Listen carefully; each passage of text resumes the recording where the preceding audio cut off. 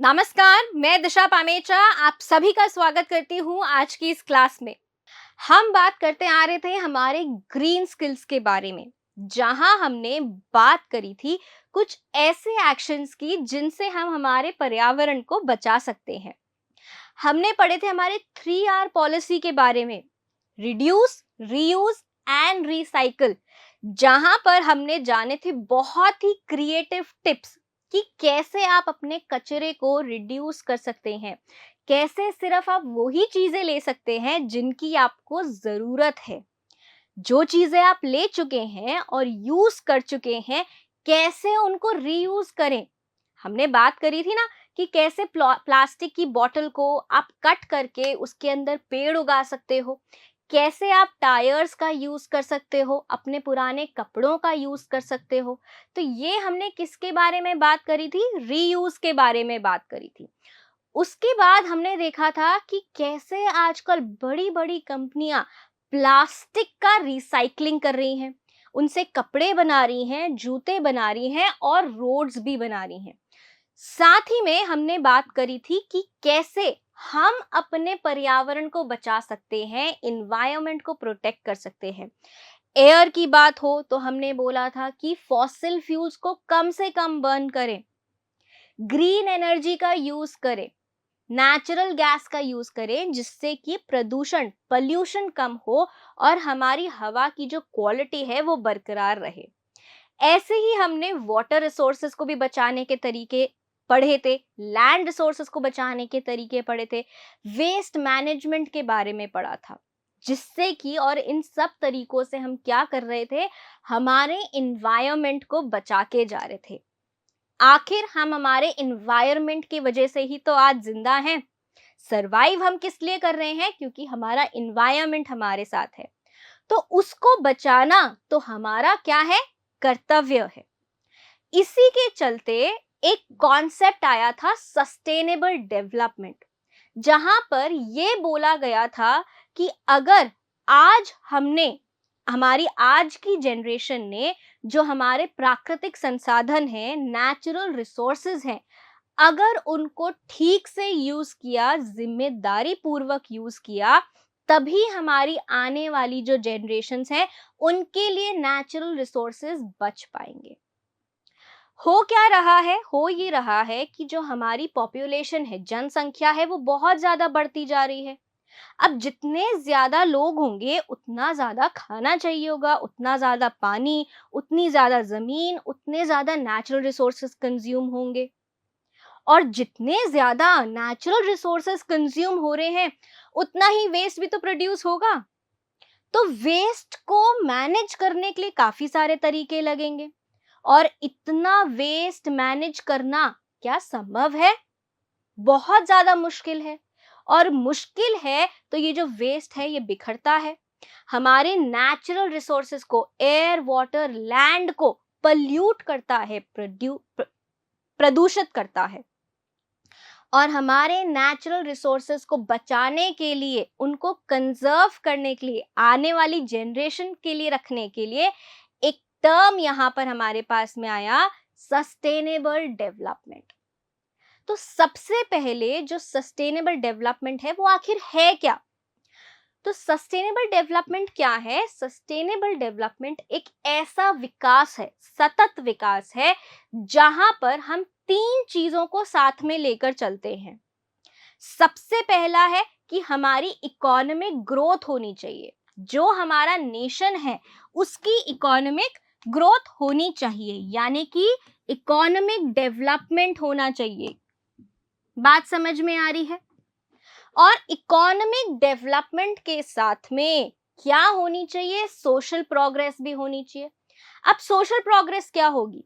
Social progress मतलब जो भी सोसाइटी का हिस्सा है, जो भी, जिनसे भी हमारा समाज बनता है, वो सब आगे बढ़ने चाहिए। चाहे वो सरकार हो, चाहे वो प्राइवेट एजेंसीज हो, चाहे वो कोई भी इंडिजिनस ट्राइब्स हो, जंगलों में रहने वाले लोग हो, सबका एक साथ क्या होना चाहिए? विकास होना चाहिए, यानी कि सोशल प्रोग्रेस होनी चाहिए। और जब हम इकोनॉमिक डेवलपमेंट कर रहे हैं, सोशल प्रोग्रेस कर रहे हैं, तो इन सब को करते वक्त हमारा पर्यावरण प्रदूषित नहीं होना चाहिए। इसी को ही हम क्या कहते हैं, सस्टेनेबल डेवलपमेंट, जहां पर हम ग्रो तो कर रहे हैं, डेवलप तो कर रहे हैं, लेकिन हमारे एनवायरनमेंट को प्रोटेक्ट भी कर रहे हैं और उसका इन्हांसमेंट भी कर रहे हैं। तो यूनाइटेड नेशंस ने क्या किया, तो यूनाइटेड नेशंस ने अपनी एक कॉन्फ्रेंस में, जो कि ह्यूमन एनवायरनमेंट पे हुई थी स्वीडन में, वहां पर इंटरनेशनल रिकॉग्निशन दिया था इस कॉन्सेप्ट को, सस्टेनेबल डेवलपमेंट को। तो यहाँ पर क्या बोला गया, यहाँ पर बोला गया कि जो हमारा सस्टेनेबल डेवलपमेंट है, जो डेवलपमेंट है वो इन्वायरमेंट से अलग नहीं है। यानी कि जो हमारा इकोनॉमिक डेवलपमेंट हो रहा है, अगर हम एक तरफ इकोनॉमिक डेवलपमेंट कर रहे हैं, तो दूसरी तरफ हमें हमारे इन्वायरमेंट को भी साथ में लेके चलना पड़ेगा। पहले जो एक कन्वेंशनल अप्रोच होती थी कि इन्वायरमेंट अलग है और डेवलपमेंट अलग है, ऐसा सोचा जाता था कि अगर हम इकोनॉमिकली डेवलपमेंट करेंगे तो हम हमारा इन्वायरमेंट को नहीं बचा पाएंगे। लेकिन यूएनसीएचई की कॉन्फ्रेंस में स्वीडन में ये बोला गया कि जो इन्वायरमेंट है वो इकोनॉमिक डेवलपमेंट के साथ में चलना चाहिए। यानी कि हमें इन्वायरमेंट को बचा के भी चलना है और इकोनॉमिकली डेवलप भी करना है। तो क्या बोला गया वहां पे कि डेवलपमेंट एंड इन्वायरमेंट दोनों को हम साथ में मैनेज कर सकते हैं, could be managed together in a mutually beneficial manner। यानी कि परस्पर हमारे को लाभ मिल सकता है और हमें क्या करना है, इन दोनों कॉन्सेप्ट्स को साथ में लेकर चलना है।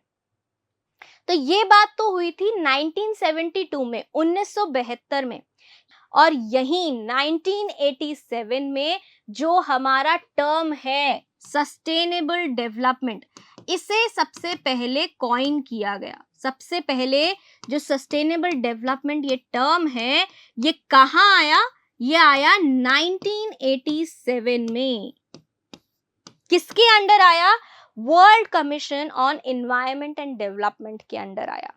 और यही world commission on environment and development के अंडर 1987 में सस्टेनेबल डेवलपमेंट की डेफिनेशन, परिभाषा दी गई, जहां पर ये बोला गया कि जो डेवलपमेंट है वो कैसा होना चाहिए, development that meets the needs of the present, जो आज की जेनरेशन के, आज की लोगों की जरूरतों को पूरा करे, without compromising the ability of the future generations to meet their own needs.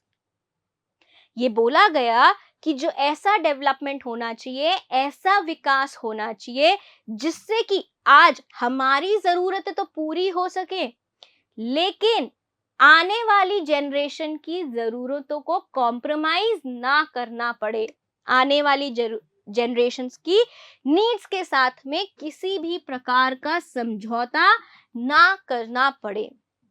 तो ये क्या थी, सस्टेनेबल डेवलपमेंट की डेफिनेशन थी, और ये कहाँ दी गई, WCED के 1987 में दी गई। यहां बोला क्या गया कि सस्टेनेबल डेवलपमेंट के अंदर क्या क्या आएगा।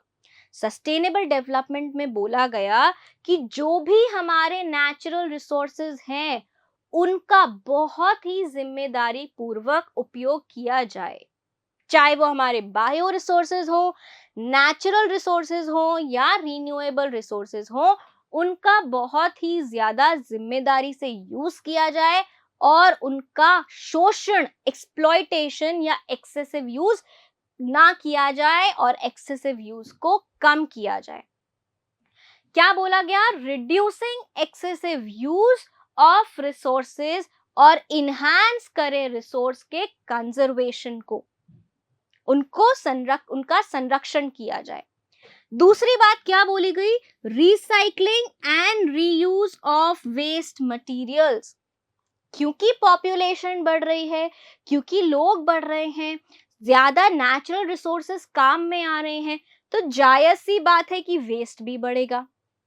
जायज सी बात है ना कि जो हमारा कंजम्पशन है, प्रोडक्शन है, वो सारी चीजें बढ़ेंगी। तो जब प्रोडक्शन बढ़ेगा, कंजम्पशन बढ़ेगा, तो वेस्ट भी बढ़ेगा।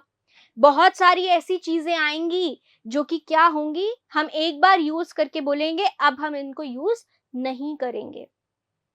तो ऐसी चीजों को हमें क्या करना है, रिसाइकिल करना है और रीयूज करना है, जिससे कि हम वेस्ट मटेरियल्स का क्या कर सके, मैनेजमेंट कर सके, वेस्ट को मैनेज कर सके।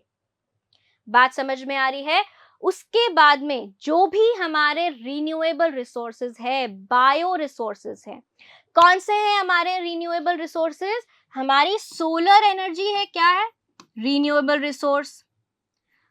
हमारी हाइड्रो इलेक्ट्रिक एनर्जी क्या है, पानी से बिजली का उत्पाद करना, हाइड्रो इलेक्ट्रिक एनर्जी। विंड से हमारा क्या करना, बिजली का उत्पाद करना। टाइडल एनर्जी से क्या करना, बिजली का उत्पाद करना। ये सारी क्या है, कंप्रेस्ड नेचुरल गैस। इन सब का हमें क्या करना है, साइंटिफिक मैनेजमेंट करना है। क्या करना है, साइंटिफिक मैनेजमेंट करना है रिन्यूएबल रिसोर्सेज का, ताकि इनको हम अच्छे से यूज कर सके। क्यों हम रिन्यूएबल रिसोर्सेज को यूज कर सके? क्योंकि ये ग्रीन एनर्जी, ग्रीन इलेक्ट्रिसिटी पैदा करने में मदद करते हैं। क्या होती है ग्रीन इलेक्ट्रिसिटी? ऐसी इलेक्ट्रिसिटी जिसका उत्पादन करने में किसी भी प्रकार का प्रदूषण ना होता हो। तो बताओ कितनी बढ़िया बात है ये, कि हमें बिजली भी मिल रही है और हम एनवायरनमेंट को भी क्या नहीं कर रहे, प्रदूषित नहीं कर रहे। तो ऐसा काम किया जाए जिससे कि हमारा भी विकास हो और हमारा पर्यावरण भी प्रदूषित ना हो। ये क्या हुआ, सस्टेनेबल डेवलपमेंट हुआ। साथ ही में हम जितने ज्यादा पेड़ काट रहे हैं हमारी जरूरतों के लिए, चाहे वो किसके लिए हो, लैंड के लिए हो, एग्रीकल्चर के लिए हो, डोमेस्टिक यूज के लिए हो, उद्योग इंडस्ट्री के लिए हो, जहां जहां भी हम फॉरेस्ट कट कर रहे हैं, पेड़ पौधे हटा रहे हैं, दूसरी जगह उतने ही पेड़ पौधों को वापस से प्लांट कर दिया जाए। क्या करा जाए, पौधा रोपण किया जाए। हमने बात करी थी कि जो ये पेड़ वगैरह होते हैं ये ऑक्सीजन रिलीज करते हैं, और हम जो रिलीज करते हैं कार्बन डाइऑक्साइड, ये पेड़ पौधे ले लेते हैं। इससे ये हमारी जो एयर है उसकी क्वालिटी को बरकरार रखते हैं, हमारे एटमॉस्फेयर में ऑक्सीजन का कॉन्सेंट्रेशन बनाकर रखते हैं, जिससे कि हमारी एयर क्वालिटी सही रहती है और हमें सांस लेने में दिक्कत नहीं होती है। तो इसलिए जितने हमारे पेड़ हम काट रहे हैं उनको हम क्या करें, वापस से लगा दें, ताकि जो हमारे अर्थ के लंग्स हैं वो बिल्कुल सही रह सकें। और हम कैसे सस्टेनेबल डेवलपमेंट अचीव कर सकते हैं, हम क्या कर सकते हैं, अगर हम बहुत सारा इंफ्रास्ट्रक्चरल डेवलपमेंट कर रहे हैं, बिल्डिंग्स बना रहे हैं, तो इन बिल्डिंग्स के बीच में हम क्या करें, यहाँ पर कुछ ग्रीन ग्रासी पैचेस लगा दें, बीच बीच में इनके क्या करें, घास के टुकड़े बिछा दें। इससे क्या होगा, इससे ये होगा कि हमारा इंफ्रास्ट्रक्चर तो डेवलप होगा, साथ ही में हमारा क्या होगा, इन्वायरमेंट भी प्रोटेक्टेड रहेगा। क्या होगा, इन्वायरमेंट भी प्रोटेक्टेड रहेगा। तो ये सारी बात क्या हो गई कि इंफ्रास्ट्रक्चर हम कैसे मेंटेन करें। और हम क्या कर सकते हैं, कुछ ऐसी टेक्निक्स को यूज करें जो कि इन्वायरमेंट फ्रेंडली हो। अब आप सब जब भी शॉपिंग करने जाते होंगे या अपनी ग्रोसरीज को लेने जाते होंगे, तो आपने पहले ध्यान दिया होगा कि वो आपको थैली देते थे, प्लास्टिक की थैली देते थे। और ये तो हम सबको पता है कि प्लास्टिक हमारे पर्यावरण के लिए कितना ज्यादा भयानक है, कितना ज्यादा वो पल्यूट करता है। और जो ये प्लास्टिक है, ये अगर बहुत टाइम तक धूप में पड़ा रहे तो बहुत सारे केमिकल्स जो जहरीले होते हैं ये वो रिलीज करने लगता है। अब आप सोचो कि अगर हमारे इन्वायरमेंट में, मिट्टी में जिसमें हमारी सब्जियां उगती हैं, अगर वहां पे प्लास्टिक दबा हुआ है और वो काफी टाइम से बहुत ज्यादा प्रेशर और हीट में है, तो वो कितने जहरीले पदार्थ, फॉर्मल्डिहाइड, एसिटल्डिहाइड, इनको रिलीज करेगा, जो कि कहाँ आएंगे, हमारी मिट्टी में आएंगे। और उसी मिट्टी में क्या उग रहा है, हमारी सब्जियां उग रही हैं, पेड़ पौधे उग रहे हैं, और उनको कौन खा रहे हैं, हम ही खा रहे हैं। तो इससे क्या होगा, हमारे को बीमारियां होंगी, जानलेवा बीमारियां, जैसे कि कैंसर हो सकता है, स्किन की प्रॉब्लम्स हो सकती हैं, एंडोक्राइनल प्रॉब्लम्स हो सकती हैं, नर्वस सिस्टम से रिलेटेड हमारे को प्रॉब्लम हो सकती हैं। तो हमें क्या करना है, इन्वायरमेंट फ्रेंडली मेथड्स को, इन्वायरमेंटल फ्रेंडली मटेरियल को यूज करना है। इन्वायरमेंटल फ्रेंडली मटेरियल की जब हम बात करते हैं, तो आज अगर हम देखते हैं, उस थैली को रिप्लेस किया गया है एक बायोडिग्रेडेबल प्लास्टिक बैग से। आपने बहुत बार देखा होगा, एक चिकनी सी बायोडिग्रेडेबल थैली मिलती होगी, सफेद रंग की या हल्के हरे रंग की। तो उसके ऊपर क्या लिखा होता है, I am a biodegradable plastic. क्या मतलब हुआ, I am a biodegradable plastic. इसका मतलब ये हुआ कि अगर आपने उस थैली को यूज करने के बाद में मिट्टी में, इन्वायरमेंट में फेंक दिया, तो वो किसमें ब्रेक डाउन हो जाएगी, वो सिंपल इनऑर्गेनिक सब्सटेंसेस में ब्रेक डाउन हो जाएगी, यानी कि कार्बन डाइऑक्साइड और वाटर में ब्रेक डाउन हो जाएगी। जब प्लास्टिक खुद ब खुद इन सिंपल इनऑर्गेनिक मटेरियल में टूट गया, तो हमारा इन्वायरमेंट, पर्यावरण प्रदूषित होने से बच गया। तो हमें क्या करना चाहिए, हमें ऐसी चीजें यूज करनी चाहिए जिससे कि हमारा इन्वायरमेंट बच सके। और ऐसी चीजों को हमने क्या बोला है, इन्वायरमेंट फ्रेंडली मटेरियल या फिर बायोडिग्रेडेबल मटेरियल को, सामग्री को यूज करना चाहिए जो कि पर्यावरण के अनुकूल हो। जैसे कि अगर आप कहीं बाहर गए होंगे और आपने कुछ पीने का मंगाया होगा, तो आजकल प्लास्टिक स्ट्रॉ की जगह क्या मिल रहा है आपको, पेपर का स्ट्रॉ मिल रहा है। तो प्लास्टिक वेस्ट कम हुआ।